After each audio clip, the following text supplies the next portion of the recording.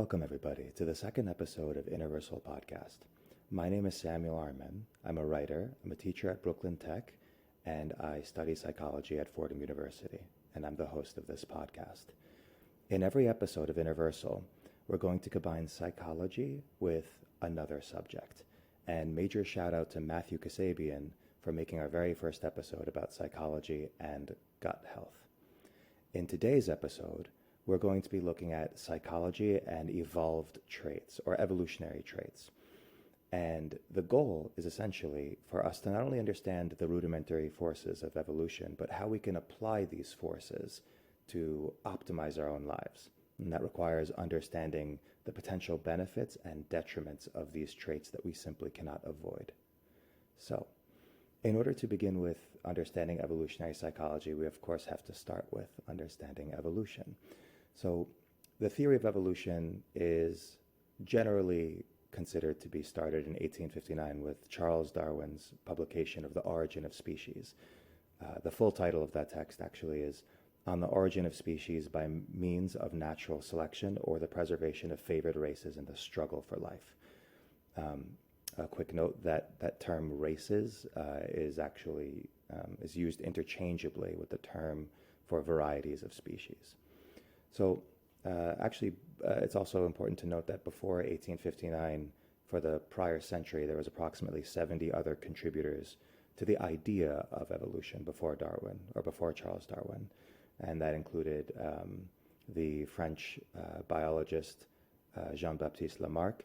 That also included Papa Darwin, Erasmus Darwin, who was an English physician, had 14 kids, including, of course, Charles, and actually was a poet as well, who wrote a beautiful poem on evolution. The title of that is The Temple of Nature, or The Origin of Society, and that was published in 1803.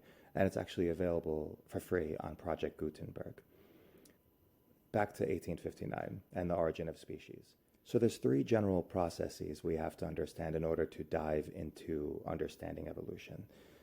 The first is types of selection. The second is units of selection, and the third is random change. So in terms of the types of selection, there is sexual selection, natural selection, and then artificial selection. Natural selection are different traits that yield a higher rate of survival. So in terms of humans, it could be a physical strength. In terms of giraffes with longer necks, being able to reach higher foliage in the circumstance in which the lower trees get wiped out for whatever sort of plague befalls a prairie. In sexual selection, one could think of a variety of things, of course, but the one that is the most classic is the colorful plumage of the male peacock that attracts the female. And it is also important to note that sometimes natural selection and sexual selection conflict with one another. In the case of the multicolored peacock, that would also make the male more visible to predators. So it's important to understand that this is an interplay. And then there's, of course, artificial selection, which is essentially a man-made process. It's where we breed or push for certain animals or vegetations to increase and others to decrease. So those are the three types of selection. And then there's the units of selection. This is where things get kind of complicated because these things are, again, all happening in tandem. So the units of selection, the first is genetic selection. And that's basically the idea that it is the genes that are pushing forward to survive. This was something that was very much popularized by Dr. Richard Dawkins. He has a great book on it called The Selfish Gene. And then there's phenotypic selection. And this is one where the physical traits are what are interacting with the environment. So the long-necked giraffe, a long neck isn't a single gene, but rather various genes that get expressed. And the phenotype of it is the long neck. So it is. There are some that believe that this is the primary force of evolutionary selection. And then there's, of course, individual selection, which was one of the ones of classical Darwinian evolution. And then there's group evolution. And this is the idea of self-sacrifice, of cooperation, of altruism, So it's important to understand that it's not any of these individual processes, but all of these working together. And then, of course, there is the idea of random change. So when we think of random change, these are things that are sometimes the manifestation of how the genes get carried down. It could also be the way that certain processes divide species. So here would be an example. In a certain environment where a single species is divided by a flood or an earthquake, it's create basically what's called barrier formation. You have this one species that's divided into two parts. And let's say that division yields different environments.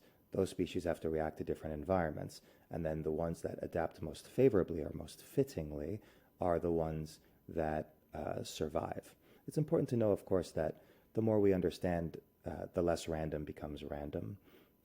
Of course, with this is going to sound like chaos theory, but if we understand everything from migration patterns to animal behavior, ecological processes, geological processes, then we can predict a lot of how these things manifest. But of course, it is a very, very complex process with many things happening simultaneously. But altogether, evolution can be summarized by Darwin's words himself: multiply, vary, let the strongest live and the weakest die. Of course, we don't use the word strongest now, we use the word fittest. About 100 years later, a very funny summary of that summary was encapsulated as the 4 F's of evolution, which is fighting, fleeing, feeding, and mating. So those are the 4 F's of evolution. Now that we have basically the processes of evolution, now it's time to turn into or to turn towards evolutionary psychology. And the best way, I think, to understand this is, and this might seem like a very, very large diagonal jump, but to look at the works of the Argentine novelist and short story writer and mathematician Jorge Luis Borges, or if you want to be fancy and say his full name, Jorge Francisco Isidoro Luis Borges Acevedo. So he's one of the most famous Argentinian writers, and he would write these universes of short stories. Some short stories that were a page and a half long that would be so gorgeous in terms of their intricacy and detail. And one of his very, very, very fun stories is called Pierre Menard, author of Quixote. And it's basically in this short story, it's written by a literary critic who is looking at this rewriting of Don Quixote, which is considered the first novel. It was written by Miguel de Cervantes in 1605, or the first part was. And this short story, which is mostly ironic, is about this literary critic talking about this person, Pierre Menard, who rewrote Don Quixote, but rewrote it word for word in the old Spanish of the 1600s, and comparing Miguel de Cervantes' book in 1605 to the modern one that Pierre Menard wrote. And it's the exact same book, but the literary critic talks about how Miguel de Cervantes is expected, and it's whatever. He's speaking about how Menard's work is brazenly pragmatic and should be considered in the light of everything that has happened since Cervantes' work. And it's a bit of a joke, but it does play with the idea of context. And here is where we make the transition. Evolution has given us some really positive traits, like the fact that when we are stressed, we recognize angry faces faster, or that we remember unfinished tasks better than finished tasks, or that we develop bonds more quickly with those who seem to be like us. It also gives us a bunch of negative traits, such as when we are stressed, we recognize angry faces quicker, we remember unfinished tasks better than finished tasks, and we develop bonds more readily with those who are most like us, or who we perceive to be most like us. And the point is that a lot of these things are contextual. So there's positives and negatives to a lot of our traits. The first one I want to discuss is called the Zigarnik Effect. So the Zigarnik Effect is what we just discussed, which is that we remember an unfinished task better, more efficiently than a finished task. And it was created, or rather, I guess, coined, termed, researched by Bluma Zigarnik, who, in discussing with her advisor, her professor, Kurt Levin, who is a renowned Gestalt psychologist, how, I believe it was at a bar or at a restaurant, how the waiter seemed to remember everyone's order despite not writing a thing down. And then once the bill was paid, he didn't remember anything. And this was something that Bluma researched. And in 1927, she published her findings as the Zigarnik Effect. Now, the positives of the Zigarnik Effect are rather obvious. It's the fact that you think about how chaotic the world would be if that didn't exist. If we didn't prioritize or privilege unfinished tasks, we would be reflecting on things we've already accomplished all the time. And I mean, some people do talk about what they've accomplished, of course. But the idea is that the Zigarnik Effect encourages us to complete things that we believe are unfinished. So the detrimental misuse, anything that lacks closure, whether natural or artificial, is something that makes us disposed to the negatives or the detriments of the Zigarnik Effect. So one very classic example is the infinite scrolling. And infinite scrolling is essentially with YouTube and Instagram and some websites where you can just keep scrolling. There's no actual conclusion. There's no last page. The founder of Infinite Scroll actually apologized for it, saying, "I regret that I didn't think more about how this thing would be used." It's also kind of related to a study done in, I believe, 2005, where when people were eating soup, there would be essentially this device that would continuously pour soup into the bowl. And people ate 73% more of the soup, and without even realizing it. And interestingly to some, that there was no correlation to BMI, like body mass index or obesity or anything of that sort. This is just what people did because there was no closure, there was no conclusion. Another sort of example of this is anytime anyone's been ghosted in a relationship, or anytime a relationship didn't work out and there was no conclusion, we tend to harp on it.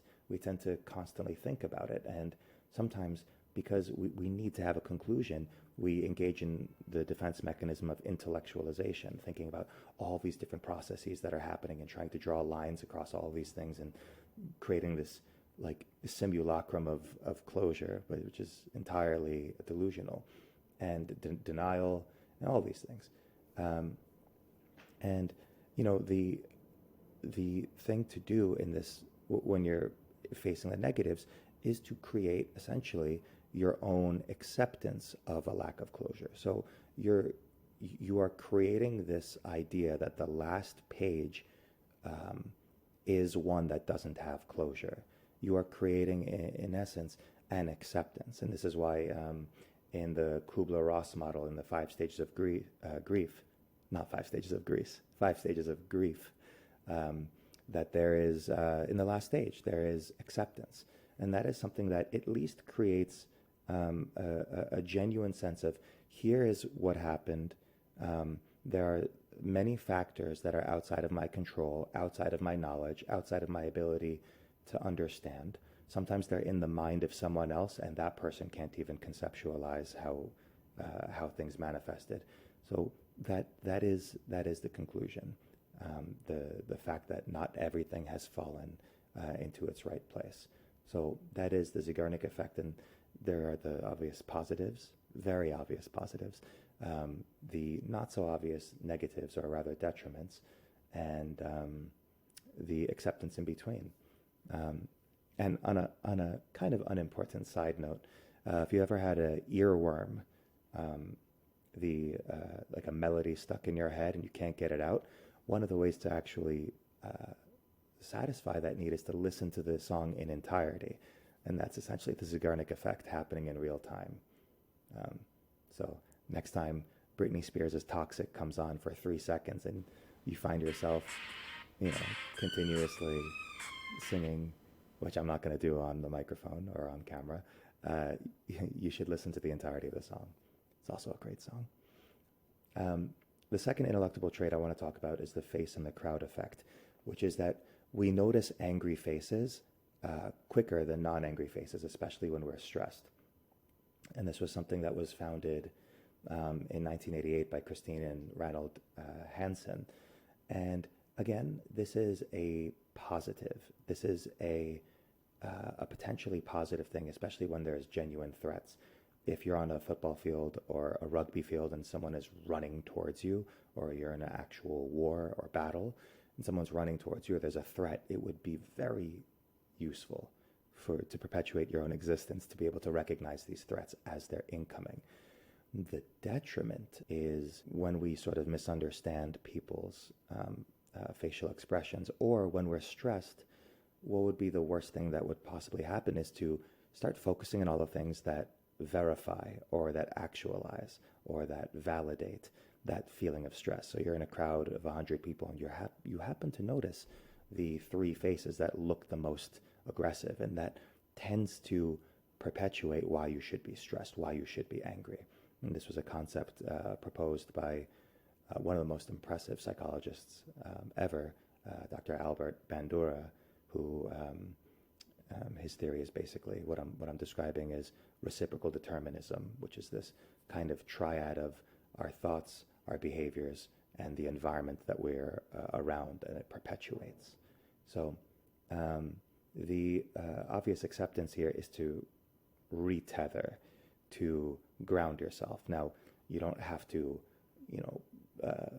go walk barefoot on a grassy field and meditate for hours, but just the core tenet of mindfulness to sort of just recheck in with yourself and to move away from all of the waves of things that are moving through you, and just remember that you are you. You're the one controlling you. And it's basically plucking yourself out from this context that has stressed you, taking a breather of some sort.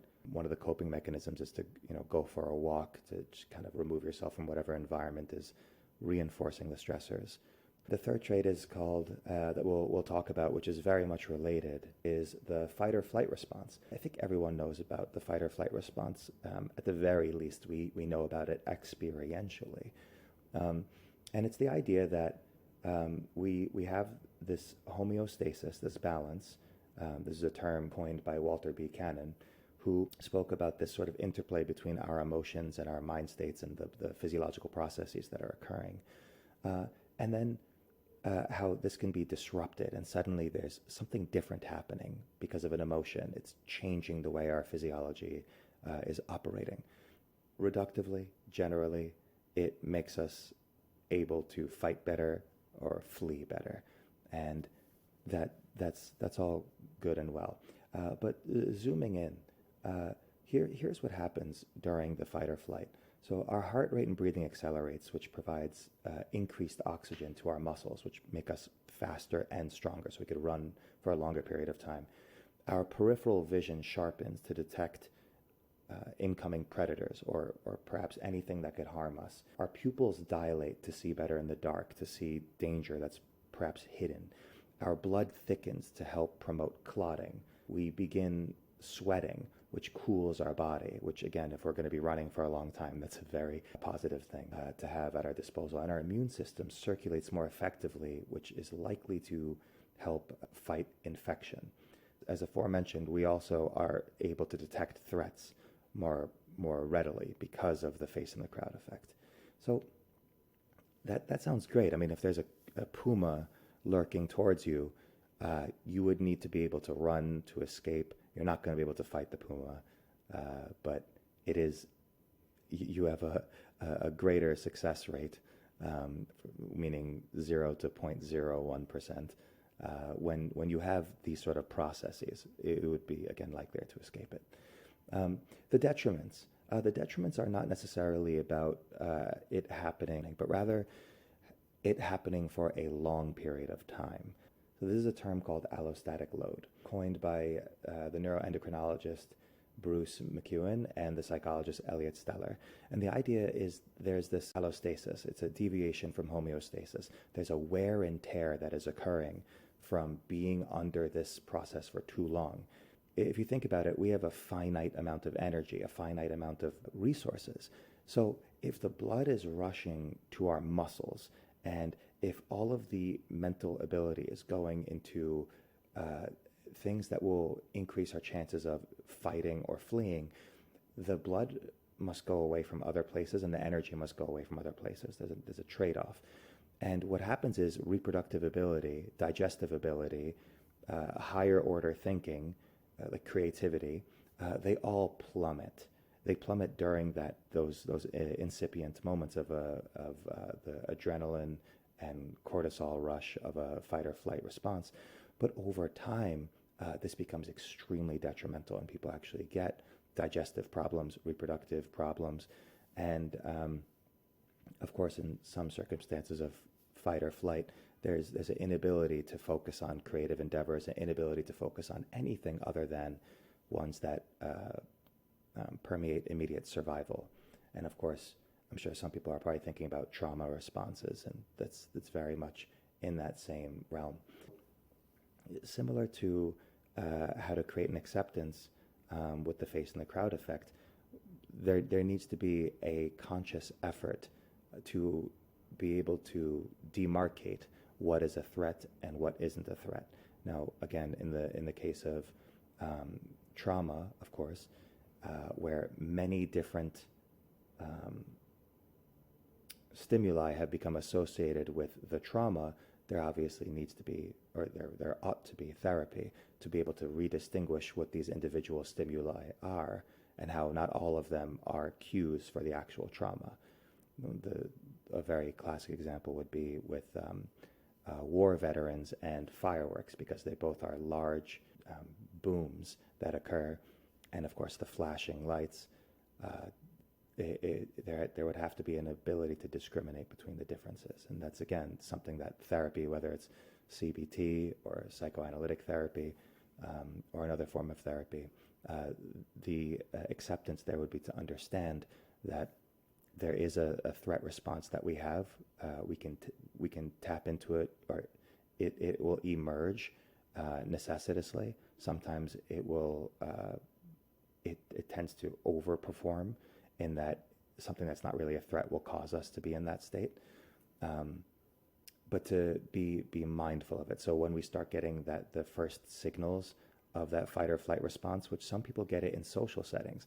Maybe they're the ones who are giving that wedding speech, and suddenly it's happening. Everyone's looking at them and waiting, and now looking at all these faces, and maybe they're detecting someone who's looking at them a little bit in a curious way, and they're like, "Oh no, I'm not liked here. I'm going to be outcasted from this tribe," which is, of course, these are Neolithic, reinforced over thousands of years processes that we have. So the idea is to understand that, oh, this is what's happening. I'm having a fight or flight response. Let me just recheck in. And one of the ways that one could do it, especially during a speech, is just to identify it to everyone, because what's better than just laying out the thing that you're scared about and everyone looking directly at it and smiling and accepting it. So just saying, wow, didn't realize I would be this nervous, everyone, and laughing about it. And people generally would see it positively. So the mere exposure effect is another really interesting one. And it is something that I think is kind of gaining popularity with the omnipresence of social media and how algorithms work. So this was coined in 1876, or rather introduced in 1876 by Gustav Fechner. And it is the idea that there is a glow of positivity with things that we've seen before. And the person who made it the most popular in modern times is Robert Zajonc. What Zajonc did was essentially he flashed these images very, very quickly, too quickly for people to really decipher what these images were.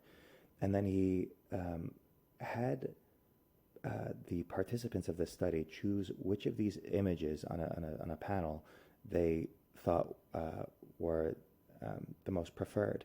And for some reason, people consistently chose the ones that flashed very quickly, again, too quickly for us to consciously be able to decipher that an image had flashed. And this was repeated over and over again. And we've seen it actually in a variety of different ways. D.W. Rajecki whose name I probably butchered, is a social psychologist who in 1974 exposed chicken eggs to certain sounds or tones. And when the eggs hatched, the chickens had a preference for wherever the tones that had the same one they heard prenatally, they would go to those same tones. So we learned from that particular extension that this mechanism is actually before birth, before the developmental psychology. It's prenatal. The positives of this is that familiarity means that it worked. So evolutionarily, the path that you took to go to that one place led to you not being killed by competing tribes or eaten by predators or falling sick to the berries that you chomped on the way there. So familiarity is obviously something that's positive. We have an affinity for the familiar. We also have a natural risk aversion, which again it was proven in a million different ways, even in business models of psychology. So it is important to understand, though, that there's an obvious negative here, which is, one, there's the illusory truth effect, which is a phenomenon where if something is repeatedly stated, it's believed to be true, even if it is patently untrue. And the second is confirmation bias. Now, if we extend that to modern times, we can think about how if social media and different algorithms puts us in these, I don't like the term echo chambers because I think it actually diminishes the severity of it. They're more amplification chambers. So if I think that, and I'm going to say a random set of words and don't take this in any way, shape, or form, but let's say I think that Jeb Bush is the best presidential candidate we could ever have, and it just constantly, Jeb Bush is the best, I love Jeb Bush, blah, blah, blah. My social media content is going to expose me to information that simply reinforces that, and that creates a magnification that makes it seem like anyone on the outside increasingly is alien. They are so steeped in non-truth that I should be like worried or alarmed by it. And it's an interesting phenomenon that we have this, and the acceptance, of course, just like all of these, first is understanding that this mechanism exists, especially amongst cultists, people who are in cults. I mean, Leon Festinger was a social psychologist who actually is one of the coolest things ever. He infiltrated a doomsday cult, and in this doomsday cult, the people believed that the world was going to end. I believe it was in December 19. Spoiler alert: the world didn't end when they thought it was going to end. But all these people who sacrificed everything to join this cult, the Seekers, they actually doubled down on their beliefs, despite the fact that it didn't come true, whatever they thought was going to come true, which again is interesting. It kind of also reminds one of, there's a Japanese writer, Haruki Murakami. He has this book, Norwegian Wood, and he has one of the greatest lines ever in it. I'm not a Murakami fan, but this line is fantastic, and I quote it all the time. If you only read the books that everyone else is reading, you can only think what everyone else is thinking. That's the world of hicks and slobs. So how do we gain an understanding or an acceptance of this? So the first is, again, to grasp that the mechanism exists, to say, I might be biased, or if you're really mature about it, I am certainly 100% biased. Not only am I biased, I have variations of biases working together simultaneously. One of the things to do is to leap to the other side of an argument. If you're pro-life, one of the things that you should do is dive into the other side. Look at the arguments of pro-choice. And if you're pro-choice, vice versa. And this is something that not only makes us better at debating, at understanding, but I think it makes us better humans altogether, to understand that we all arrive to these conclusions not just because we're dumb or smart or cool or lame, but rather because of the certain content that we've understood, absorbed, and our soul has interplayed. It is something that I think is very important. And with my students, one of the things I do is I have them read from these websites, Allside and the Flip Side. There's also Procon.org. These are websites that will take an issue, whether it is about Trump, Biden, abortion, whether or not systemic racism exists, or if it's an exaggeration of individual racism. It'll take these different ideas and it'll reveal to viewers what the conservatives and what the liberals or progressives say about the particular issue. And it's fascinating because many people get a one-sided, unidimensional perspective on these things. And this, of course, leads finally to our last mechanism, this last trait, this evolved trait that we have, in-group preferentiality. So in-group preferentiality is basically that mere exposure effect, but on a societal scale.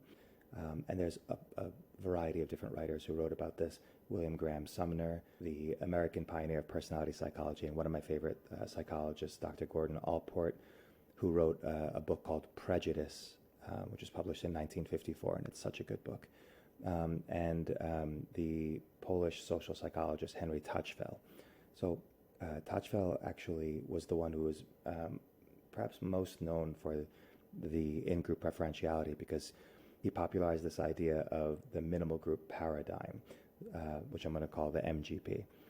So the MGP basically was, the question of the MGP was, what is the smallest amount of difference it takes to other someone, to categorize people as in a different group on the outside? And the perhaps startling revelation is that it's anything, the smallest, most arbitrary things. It's been proven to be wearing the same type of shirt. It's been proven to be agreeing on which painting of two paintings is superior to the other. It's been proven even in a coin toss, which is perhaps the most arbitrary. And it's good and bad. I mean, the good of that is that, of course, we can develop connections with people on very, very small elements. This in-group preferentiality, if we take a step back and think about it, is the very backbone of society. It is the mechanism that permeates society itself.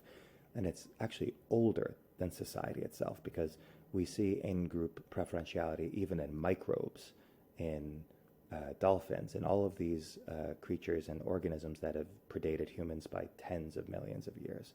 So this is something that we can definitely not scrape out of ourselves. The negatives are pretty obvious, because any sort of xenophobia, any sort of fear of the outside or hatred of the outside is to some degree rooted in the preferentiality of those on the inside. One of my favorite lines in Prejudice is, it's an example, it's an excerpt of AntiSemitism, and there's two people speaking, and one says, so Mr. X says, "The trouble with the Jews is that they only take care of their own group."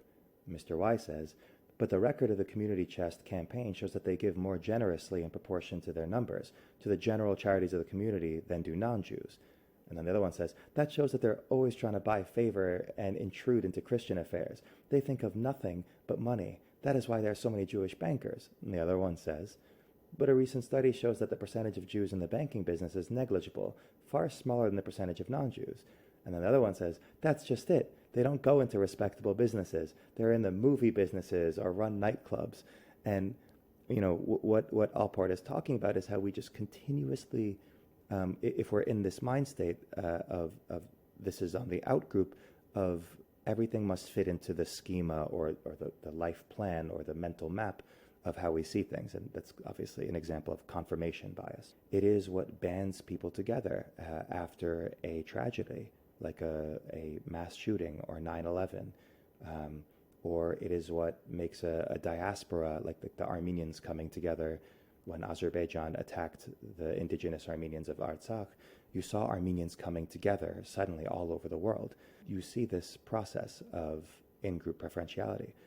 Of course, that outgroup non-preferentiality or bias is what would create the international terrorism or the incel culture that yields many of those shootings, or any sort of hateful propaganda that any sort of genocidal regime, whether it's the Rwandan genocide, the Holocaust, or the Armenian genocide. In any of these circumstances, it's the same exact mechanism. And you know what? It makes me actually think of the hormone oxytocin. So oxytocin is a hormone that I think it was in the 70s or the 80s, was called like the love drug, because it was one that promoted love, just love amongst family. And they also found out that oxytocin also increases the violence that a mother rat would engage in to protect her young. So it actually would promote, we'll call it outgrouping violence. So it is important to understand that these things obviously are connected to each other. But again, just like in the mere exposure effect, because these two things are very related, one is a social version of the other, or an interpersonal version, we should say, of the other. The way to understand it is to occasionally step back and rehumanize. One way is to try and find multivarious connections. You disagree with someone about this particular issue, try and find common humanities. We both want our nation or our community or our schools to be better. Good. We both believe that. We both believe that one of the ways to get children to be more literate is to expose them to broad types of literature and to encourage them to read. Fantastic.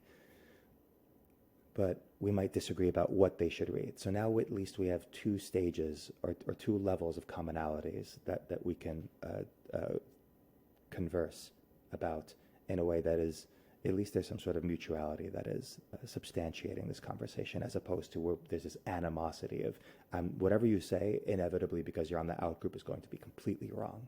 So this is, again, one of the ways to accept it, is to understand the common humanity, the commonalities that we have. And every time you create a commonality with someone, you are more receptive to them and they are more receptive to you, which is what you want, I believe, which is what we always want to some degree. Even amongst our enemies, to not be attacked is preferred than to be in a state of threat, of course. So those are 5 elements, 5 effects, 5 traits that we have adapted. And again, I hope this has been useful to understand that these mechanisms exist, why they exist, the mechanisms by which they exist, the potential positives, potential negatives. I want to kind of end with something pretty cool. There's also, when we think about how certain things exist today, it is very much beneficial to understand, again, the processes of evolution, the unit of selection, the types of selection, the random change, but also to understand certain principles of evolution. Like, the certain things that we do today are from things that have been codified or coded or reinforced for thousands of years in an environment that's not like ours today. So some things we should be thinking about when things just don't go right. One is a mismatch with our modern environment. Another could be not really understanding the trade-off that's happening. So that's the fight or flight example, where we get in that allostatic load or that overload, where our body starts to literally break down. Understanding that a lot of evolution is about genes reproducing. It's about the survival of a gene, an individual, a group, and not about happiness. It's not about the well-being. And another example, or another thing to keep in mind, is overcorrection. There's one more thing or one more trait that I'm going to talk about, but I'll put that on the side. So mismatching with the modern environment, trade-offs, understanding that evolution doesn't really care about how happy we are necessarily, and overcorrection. So I am a sufferer of vertigo in cars. So if I'm in the backseat of a car and I'm reading, I immediately get the spins, and then if I continue like an idiot, I'm going to vomit. And I know quite a few people who get vertigo. Some people, when they mix marijuana with alcohol, they get vertigo almost every time. And what happens is, of course, they pass out, and oftentimes the vertigo yields vomiting. When we think about that, that's a classic example of overcorrection. When you're getting vertigo, your body is experiencing or perceiving movement when it's not actually experiencing movement. There's an aberration. There's something wrong. So what does the body think? I must be poisoned. So it purges. It purges and purges in the effort to rid yourself of that poison. So that lovely, lovely vomit is your body trying to keep you alive. So that's one example. I mentioned in the previous episode, in episode 1, that my father had a cabbage surgery, and he would get vasovagal responses, which is a fancy term for fainting. And when he would get them, or when many people who have bypass surgery would get a vasovagal response or faint, that's literally the brain forcing the body to bend in such a way that the brain gets oxygen, because your brain is now lower than your heart and blood can now rush to your brain. That's what a vasovagal response is trying to do. There have been this growing movement, evolutionary medicine and evolutionary psychopathology, that have been evolving across academia. And two people who have spoken about it and written about it a lot is Adam Hunt at the University of Zurich and Dr. Randolph Nesse, who's a pioneer of evolutionary psychiatry and evolutionary medicine. They both, their videos are available online as well, where they're sort of giving these lectures.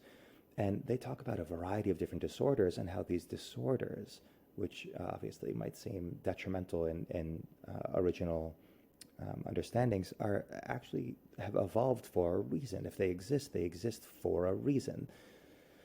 One of those very common disorders, actually one of the most common disorders, it's believed that about 5% of the population has it, is ADHD. If you think about what ADHD is, it promotes novel-seeking behavior, to some degree vigilance, explorational behaviors.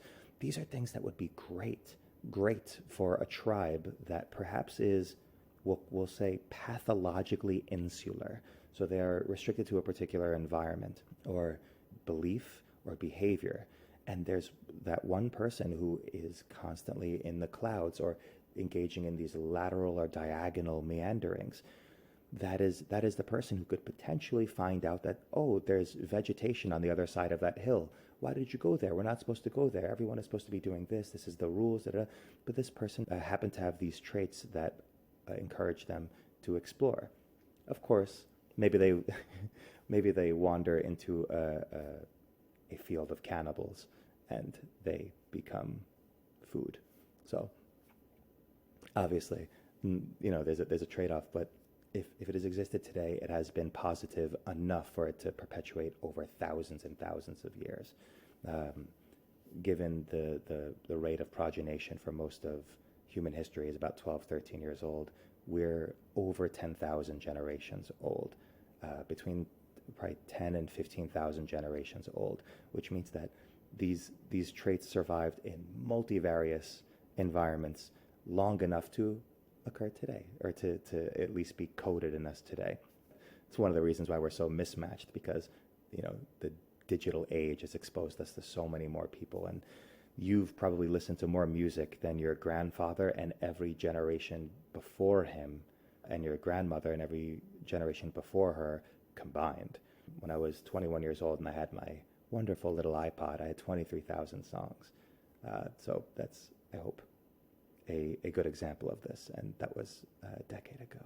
So another example of a pathology that could potentially be seen as a positive in that, or not as a positive, but rather that it yields certain traits that people don't think about enough in terms of the totality of the existence of this disorder, is the autism spectrum disorder. For some, there is just lower socialization or social capabilities, and for some, there's almost non-existent social capabilities. And for some, there's a very high sense of particular types of memory based on the interest, and phenomenal pattern recognition. One person that comes to mind is the English painter Stephen Wiltshire, who can take a helicopter ride across a city once, and then to be able to sketch these gigantic murals of the city down to the avenues, down to the trees, and they're so beautiful, they're so accurate. And this person is a 30-minute, 45-minute helicopter ride. So imagine having that capability, all of that attention to that memory, to that pattern recognition, to understanding how all of these things work and how to capture all of this. And it's no surprise that as a child he was mute. So again, there's of course a trade-off. There's quite a few who have spoken about psychopathy, and how having at least one person in your community being someone who's a cheater, who is unemotional, who is ruthless, could potentially, especially in warfare, serve very positively for your community. And of course, these are things that are new and that are being people are diving into these subjects now. And another one, which is I think very important, is panic disorder. So anxiety disorders and panic disorders. The idea that we have this hypersensitivity to things that could be, or to stimuli that could perhaps be regarded as threat, that is so obviously a potential positive. There was, what was her name? She's a professor of behavior and evolution at Newcastle University. Her name is Melissa Bateson. She has this article which is titled Anxiety and Evolutionary Approach. And it's an awesome, very short publication. She and her team would look at certain symptoms and the functional significance. So like the positive of insomnia is that constant alertness. Restlessness, increased heart rate, is the body being in a state that's always prepared for some sort of action. The basis of a lot of anxiety, that ambiguity for aversion, like not knowing when basically something should be avoided, would yield the functional significance that you're going to avoid situations where the threat level is uncertain. So that would make you have a higher rate of survival, of course, because the rustling in the bushes could be the wind, or it could be a tiger, or the cannibals from 10 minutes ago.